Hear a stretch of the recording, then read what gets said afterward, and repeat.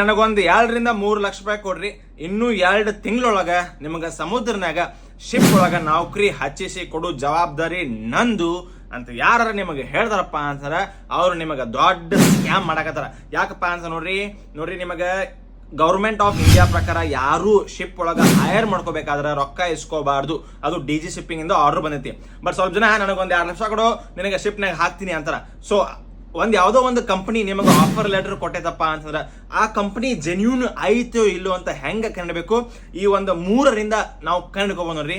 ಒಂದೇದೇನಪ್ಪ ಅಂದ್ರೆ ನೋಡ್ರಿ, ಅದು RPSL ಲೈಸೆನ್ಸ್ ಇರಬೇಕು, ಅಂದ್ರೆ recruitment and placement services licence ಅವ್ರ ಕಡೆ ಇತ್ತಪ್ಪ ಅಂತಂದ್ರೆ ಅದು ಜೆನ್ಯೂನ್ ಇದ್ದಂಗ ನೋಡ್ರಿ. ಎರಡನೇದೇನಪ್ಪ ಅಂತ ನೋಡ್ರಿ, ಅವರು ನಿಮ್ಗೆ ಒಟ್ಟ ರೊಕ್ಕ ಕೇಳಂಗಿಲ್ಲ, ನಿಮ್ಗೆ ವಾಟ್ಸಾಪ್ನಾಗ ಫೇಸ್ಬುಕ್ನಾಗ ನಿಮ್ಗೆ ಆಫರ್ ಲೆಟರ್ ಕಳ್ಸಂಗಿಲ್ಲ, ಪ್ರಾಪರ್ ಆಗಿ ಒಂದು ಇಮೇಲ್ ಮೂಲಕ ನಿಮಗೆ ಕಳ್ಸರ.